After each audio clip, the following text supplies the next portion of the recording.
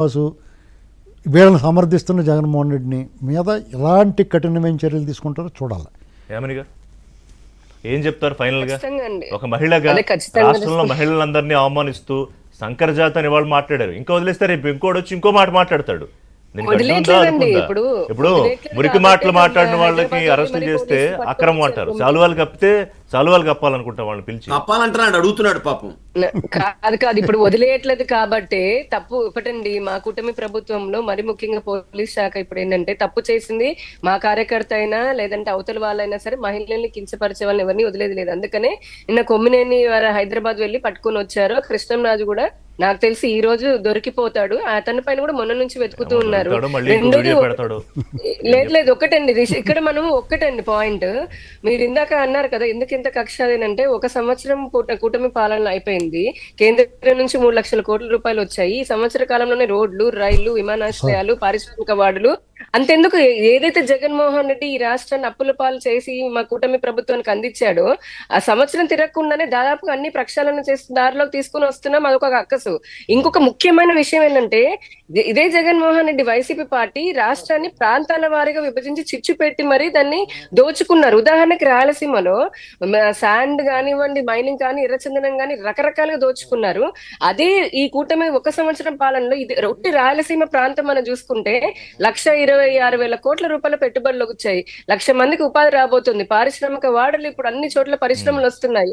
అలా ఉత్తరాంధ్ర వైపు చూస్తే ఇంకా రకరకాలుగా ఉంది. ఇక్కడ ఏంటంటే ఆర్గనైజ్డ్ క్రైమ్స్ అజ్జలా అన్నట్టుగా మేము చెయ్యట్లా, ఒక డిజిటల్ కార్పొరేషన్ అనే పేరుతో వైసీపీ కార్యకర్తలను పెట్టి కేవలం మహిళల్ని బూతులు తిట్టించడం కోసమని మొదలు పెట్టినటువంటిది. ఇంకొక ముఖ్యమైన విషయం ఏంటంటే, దిశ చట్టమే కాదు అని తెలిసినప్పటికీ దిశ అనే పేరుతోటి మహిళలందరినీ మోసం చేసిన జగన్మోహన్ రెడ్డి నిన్న మాట్లాడుతున్నాడు. మీ ప్రభుత్వం ఏం చేస్తుంది, పోలీసులు ఏం చేస్తుందని అంటున్నారు. ఇదే జగన్మోహన్ రెడ్డి సీఎం లాగా ఉన్నప్పుడు ఆయన ఇంటికి కూతవైతే దూరంలోనే అత్యాచారం జరిగింది మహిళ పైన. ఏం తీసుకున్నారు ఆయన? ఏమైనా చర్యలు తీసుకున్నాడా?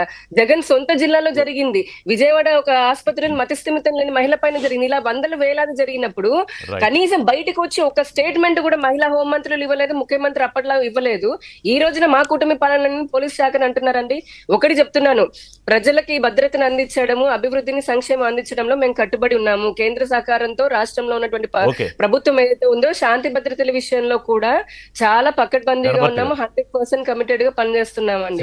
జగన్ హయాం కాదు, రూల్ ఆఫ్ లా లేకపోవడానికి డీజీపీ స్థాయిని కోర్టు మెట్లు ఎక్కించిందండి. ఎన్నిసార్లు మొట్టికాయలు వేస్తుందండి కోర్టు. ఇప్పుడు అలా లేదు.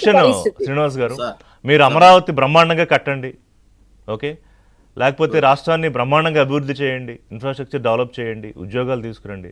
కానీ ఒక రిక్వెస్ట్ అండి, ముందు ఆంధ్రప్రదేశ్ రాష్ట్ర అక్క చెల్లెళ్ళ మహిళల ఆత్మగౌరవాన్ని కాపాడండి శ్రీనివాస్ గారు. మీ సిన్సియర్ రిక్వెస్ట్.